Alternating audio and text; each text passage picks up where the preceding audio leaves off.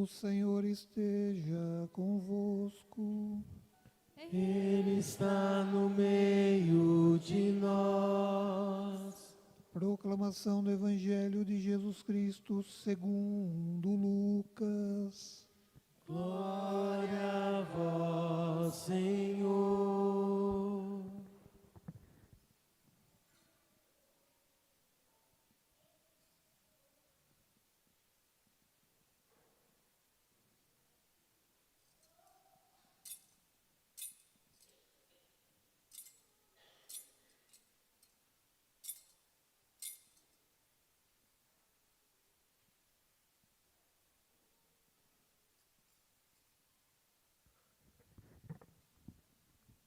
Naquele tempo, os pastores foram às pressas a Belém e encontraram Maria e José e o recém-nascido deitado na manjedoura.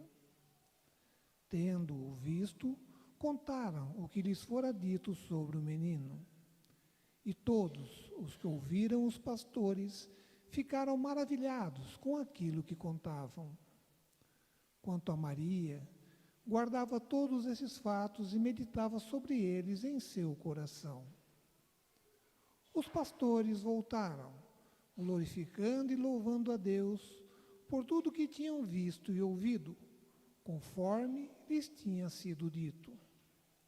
Quando se completaram os 8 dias para a circuncisão do menino, deram-lhe o nome de Jesus, como fora chamado pelo anjo antes de ser concebido. Palavra da salvação. Glória a vós, Senhor.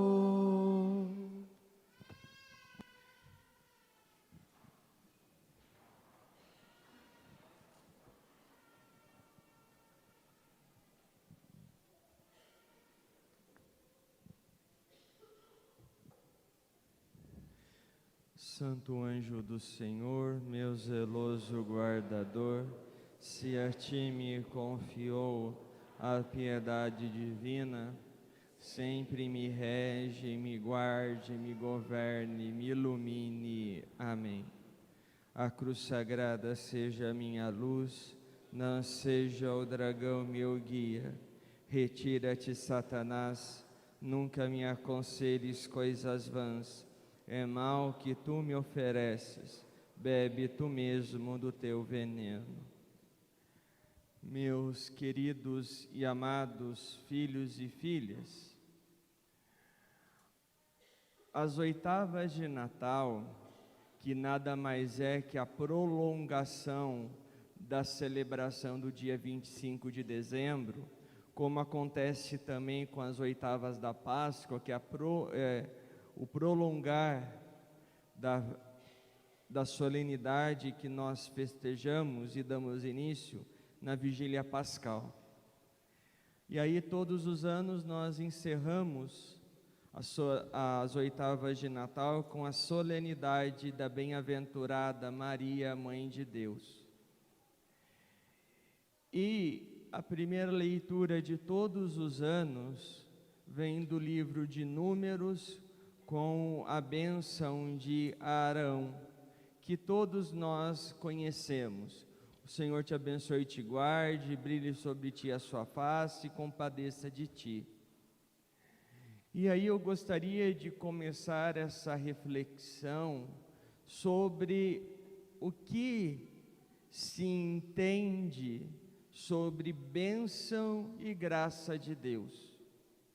Bênção e graça no nosso vocabulário tem praticamente o mesmo significado, são como sinônimos, mas a compreensão que infelizmente que nós temos não é a correta, que nós simplesmente entendemos bênção e graça como pedidos que nós fazemos a Deus e nós somos atendidos.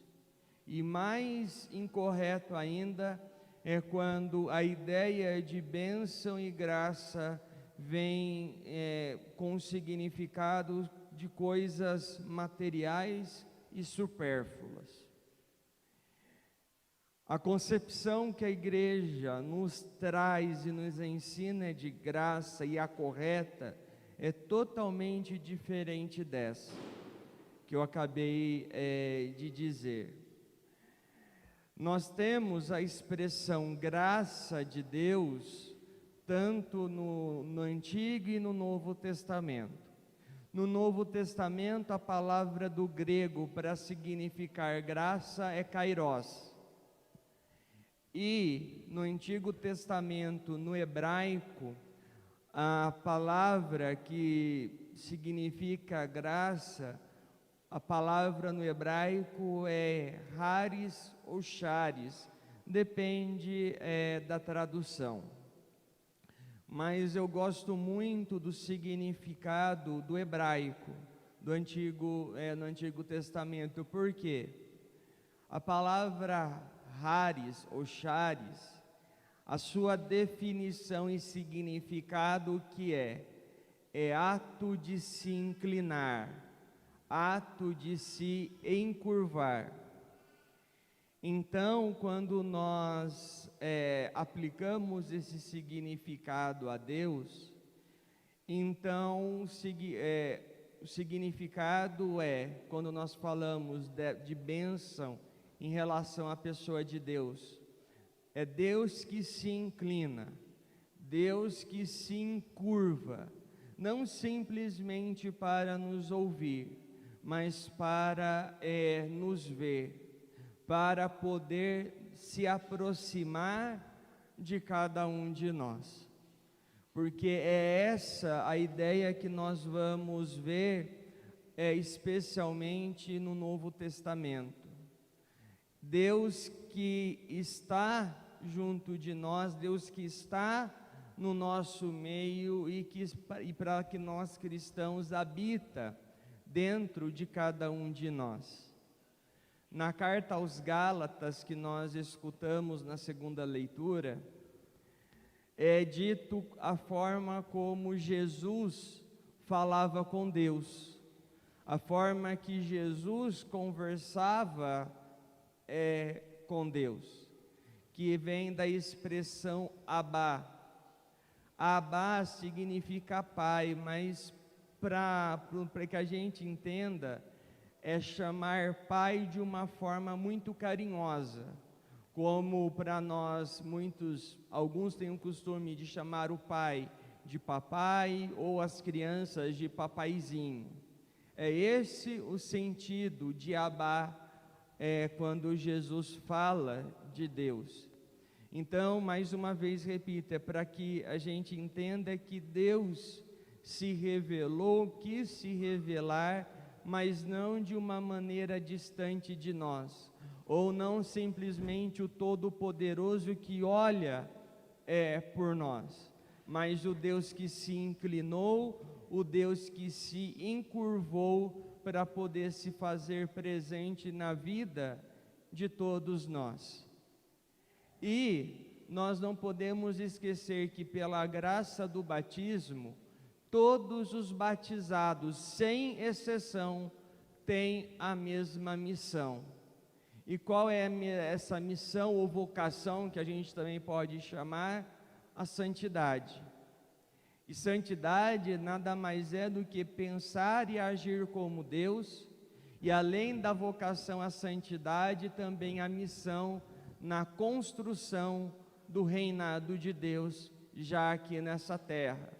Então, todo batizado possui essa missão e essa característica. Então, por que eu usei a palavra haris, o ato de Deus se inclinar, se encurvar, para poder falar da bênção e da graça de Deus? Porque bênção e graça de Deus significa que Deus vai nos dar ferramentas, Deus vai nos ajudar a seguir pelo bom caminho, para que a gente desempenhe da melhor maneira possível essa missão, a vocação à santidade e a missão na construção do reinado de Deus. Qualquer coisa que fuja dessa realidade são coisas supérfluas, são coisas que não vão acrescentar em nada a nós. E Deus não tem a obrigação alguma de atender. Se Deus tem uma obrigação conosco, com nós que somos seus filhos e filhas, é que Ele nos ajude a vida, a santidade, a escolher sempre aquilo que é melhor e bom, a escolher aquilo que vem de Deus, porque Deus sempre terá o melhor, e aí também a graça no sentido de ajudar na construção do seu reinado. E aqui o reino de Deus consiste em um único convite, é um convite e uma atitude. E que convite é esse? A conversão, a mudança de vida. E aí e a atitude de querer se converter e querer mudar de vida. É que infelizmente nós, em muitos casos e situações, nós queremos que Deus mude de ideia, ou que Deus mude o seu pensamento, ou que a igreja afirme isso. Tem muitas pessoas que falam, até mesmo no meio de nós, que a igreja precisa se abrir ao mundo, precisa se abrir à modernidade. Sim, eu concordo, mas aquilo que é verdade de fé, isso não muda, seja no passado, no hoje e no amanhã. O que pode mudar é a forma como essas verdades de fé são transmitidas, para que chegue ao maior número de pessoas possível e que as pessoas saibam o que significa as verdades de fé, o que nós como cristãos precisamos saber, e aquilo que nós cristãos precisamos defender. E é isso a atitude que nós devemos ter. E infelizmente, em muitos casos, as pessoas tratam Deus, desculpe a expressão, mas como serviçal, que a gente pede e Ele é obrigado a atender. E não é. Eu dizia no começo da reflexão, no começo da missa, que nós devemos agradecer a Deus pelo ano que se passou. E aí tem vezes que eu vejo muitas pessoas só murmurando e reclamando. E o que é pior, a murmuração e reclamação são as mesmas. Vai ano, entra ano. E aí os propósitos. Tem vezes que e os propósitos, as metas para o ano seguinte são as mesmas do ano anterior, são as mesmas do ano retrasado e assim por diante, não muda. Aquela ideia, de que ou toda segunda-feira se começa a dieta, ou não, esse ano eu vou começar uma dieta e o ano e a segunda-feira nunca chegam. É a mesma coisa com as demais intenções. E a murmuração qual é? É sempre o problema dos outros, que os outros foram falsos, que os outros não tiveram atitudes cristãs, que os outros nos prejudicaram e assim por diante. Como se nós fôssemos totalmente exemplo, como se nós nunca tivéssemos errado, como se nós nunca tivéssemos falhado com outro, maltratado alguém. Aquilo que a gente reclama, em 99,9% das situações, são as atitudes que nós temos. E aí não tem como cobrar, falar do outro aquilo que nós não fazemos. Cobrar atitudes cristãs dos outros e nós mesmos não temos essas atitudes. Um exemplo muito claro é porque fulano, eu guardo mágoa de fulano. É que fulano tem que vir pedir perdão para mim. Ah, mas eu não vou perdoar, não. Olha só o que ele fez, o que ele aprontou, a atitude que ele teve. Tá, nós pensamos do outro pedir perdão para nós, mas será que nós não temos ninguém que nós não devemos pedir perdão? Porque falhamos, porque agimos como não deveríamos, e tem hora, me desculpe a sinceridade, o perdão que nós esperamos do outro é a fantasia que a gente cria na cabeça, é uma utopia que nós criamos na cabeça, e assim, e quando nós falamos da decepção, a culpa não é do outro que nos decepcionou, mas nós que criamos expectativas em relação aos outros. Nós que criamos as expectativas. Não, aquela pessoa nunca faria isso. Aquela outra pessoa jamais vai ter aquele tipo de atitude. E aí quando vem vem a decepção, a culpa é do outro, o outro errou, tudo bem. Mas fomos nós que criamos as expectativas. Isso aconteceu nesse ano que passou. Uma pessoa chegou para mim e falou assim: ah, padre, nossa, no trabalho tem ali algumas pessoas que estão sendo acusadas de uma determinada atitude que tiveram, uma atitude realmente errada. E aí me chamaram eu e outras pessoas que trabalham junto com as demais, perguntar se viu alguma coisa, se de fato aconteceu, enfim. Aí essa pessoa virou para mim e disse assim: eu falei que conheço aquelas 4 pessoas, um lá, eu ainda disse que é difícil, que é impossível, que a pessoa não seria capaz daquilo. Aí quando essa pessoa me contou, eu falei: amanhã mesmo você vai chegar nos seus responsáveis e vai dizer: olha, nessa situação eu não vi nada, mas não sei o que as pessoas podem fazer de fato, seja aqui no trabalho ou fora daqui, porque a gente não tem esse convívio, eu não posso nem afirmar ou negar isso.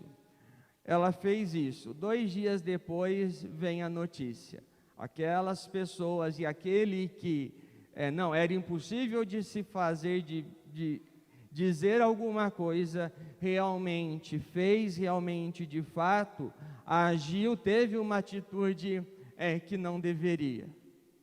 Isso para que a gente, então quer dizer que a gente tem que duvidar de todo mundo? Não. A gente não tem que duvidar de todo mundo, mas a nossa capacidade de estender a mão, de dizer se a pessoa precisa de ajuda e ser presença de Deus aonde nós nos encontrarmos. É isso que nos caracteriza como cristãos. E vamos ser sinceros, eu não sei como você veio para a missa no dia de hoje, não sei se está tudo bem, se tem alguma coisa incomodando, se tem alguma coisa em haver, se está preocupado com alguma coisa, enfim, não sei. Mas vamos fazer um exercício, pelo menos no dia de hoje. Que exercício é esse? De ser grato a Deus, de agradecer a Deus que nós estamos aqui, de agradecer a Deus pelo trabalho que nós temos, de agradecer a Deus que mesmo com algumas dificuldades, não faltou o pão nosso de cada dia nas nossas mesas, enquanto muitos infelizmente não têm nem o que comer na ceia de hoje, nem tiveram na ceia passada, e aqui sem julgamento. Mas fulano é assim. Não. Se tem um irmão nosso passando fome, necessidade, independente de qualquer coisa, independente de qualquer situação, deveria doer no nosso coração e na nossa alma, porque ninguém deveria passar por esse tipo de situação. Todo mundo deveria ter realmente o pão nosso na mesa todos os dias.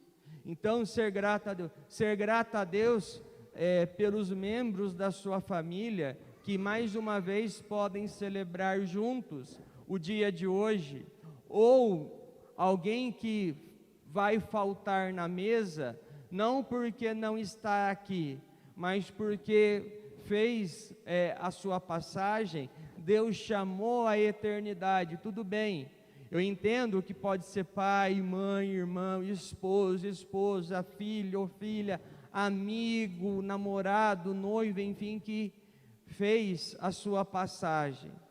Mas antes dessa tristeza, será que nós também não temos motivos para poder agradecer o tempo que essa pessoa passou junto de nós? O remorso é uma outra história.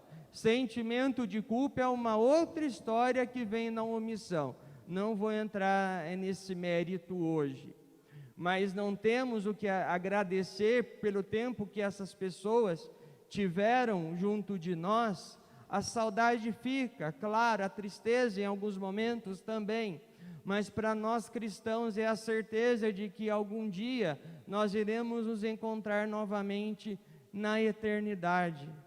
Então, será que em vez simplesmente da tristeza, agradecer a Deus mais uma vez, agradecer a Deus pelas missas que nós participamos, confissões que nós conseguimos fazer, os nossos trabalhos na vida de comunidade ou fora da paróquia. E se eu acredito que alguns aqui ou muitos devem ter feito o seu projeto de vida para o próximo ano.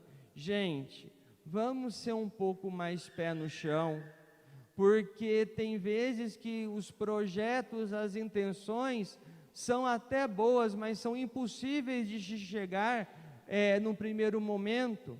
Vou citar um exemplo. 2024 eu quero rezar mais. Eu quero estar mais próximo de Deus. Então, a partir do dia 1º, do dia 2, enfim, eu vou rezar o rosário todo dia, eu vou meditar a palavra de Deus todo dia, vou na missa mais de uma vez por semana, e Deus me ajude. Gente, com todo respeito, não é que não acredite, pode acontecer, mas na grande maioria dos casos, eu não dou 2 semanas e meia, 3 semanas, para a pessoa questionar até se vai na missa, porque não estava acostumado, ou porque a sua alma não estava acostumada a isso. Então, vamos começar galgando um passo de cada vez. Se nunca rezou, mal rezou o terço, não adianta querer começar com o rosário, porque não vai conseguir. Então, vamos começar uma dezena esse mês, ou um terço esse mês, e aí aumentando gradativamente, a mesma coisa, a meditação da palavra de Deus e assim por diante. Ou também ser uma pessoa melhor, mais paciente, mais amorosa, mais prestativa, enfim. Também é um passo de cada vez. Para que a gente tenha mais paciência, a gente tem que aprender a relevar muita coisa. Entender que o outro tem o seu ritmo e que é diferente de nós. Se você tem um determinado costume ou faz determinada coisa que acredita que é o certo, não adianta esperar do outro a mesma coisa, porque são atitudes diferentes, são pessoas diferentes. E aí, então, começar a ter paciência aqui, começar a ter paciência com os de dentro de casa, com o esposo, com os filhos, e assim por diante. Precisa ser algo concreto, mas com o pé no chão, não fantasiando na cabeça e criando o mundo ideal, porque não vai chegar, não vai conseguir. E aqui não é que eu estou desanimando, mas para que a gente entenda, para que a gente chegue na meta, para que a gente alcance um patamar de santidade aqui nesta terra, é um passo de cada vez, e aí ir melhorando aos poucos. E a conversão é algo pessoal, não queira cobrar isso do vizinho ou dos outros, ou simplesmente achar no direito de ficar se intrometendo e dando palpite na vida alheia quando mal se cuida da própria. Deus não nos deu esse tipo de autonomia, Deus não nos deu esse tipo de autoridade, e nós precisamos realmente estar cientes. Então, que nós possamos elevar a Deus o nosso agradecimento, agradecer a Ele por tudo que Ele já fez e faz e fará por cada um de nós. E hoje, nesta celebração, mais do que pedir algo para Deus, vamos reconhecer a sua presença e ter um coração agradecido. Podem ter certeza que um coração agradecido a Deus, não um coração birrento, não um coração que quer exigir coisas que até mesmo fogem da responsabilidade de Deus. Um coração agradecido se chega muito mais longe do que você pode imaginar. Um coração agradecido nos transforma. Um coração agradecido nos faz pessoas melhores. Acreditem nisso, mais do que uma lista de intenções que em um grande número são coisas supérfluas que não vão acrescentar em nada em nós. E além do coração agradecido a Deus, ter também a capacidade de estender a mão, sem julgamento, sem qualquer tipo de preconceito. E cuidado, hoje em dia, infelizmente, eu tenho percebido, e encerro com isso, uma pseudo-piedade, uma falsa piedade de pessoas piedosas. Pessoas que só porque têm determinado tipo de atitude e falam e afirmam que são atitudes de cristãos, enfim, e impõem isso aos outros, e mais ainda, além de impor, se coloca num patamar acima. Então eu sinto informar que se a sua piedade, se as suas atitudes de cristãos traz vaidade no coração, ou são pessoas vaidosas por conta disso, podem ter certeza que as atitudes não têm o valor que deveriam ter, por conta da vaidade, desse sentimento que infelizmente está muito presente no nosso meio, especialmente nos mais novos, que querem fazer tanto certo, que querem dizer que estão tão próximos de Deus, que em vez de estender a mão, cria um muro, em vez de criar pontes, cria barreira. E o que é mais triste, com as pessoas dentro de casa e acha que que não quer conviver com pessoas que ou pensam diferente ou que têm uma fé diferente. Cuidado, volto a repetir, se as suas atitudes como cristãos e atos de piedade traz esse sentimento de vaidade dentro de você, não é uma piedade verdadeira. E volto a repetir, não vai dar os frutos que deveriam dar, e mais ainda, pode afastar muitas pessoas ainda de Deus. Que Deus nos ajude, que 2024 não seja um ano em que nós tenhamos um coração mais agradecido a Deus por tudo aquilo que Ele fez e faz e fará na vida de cada um de nós. Porque se nós fazemos a nossa parte, Deus faz a dele, porque Ele é fiel, mesmo com a nossa infidelidade. Louvado seja nosso Senhor Jesus Cristo.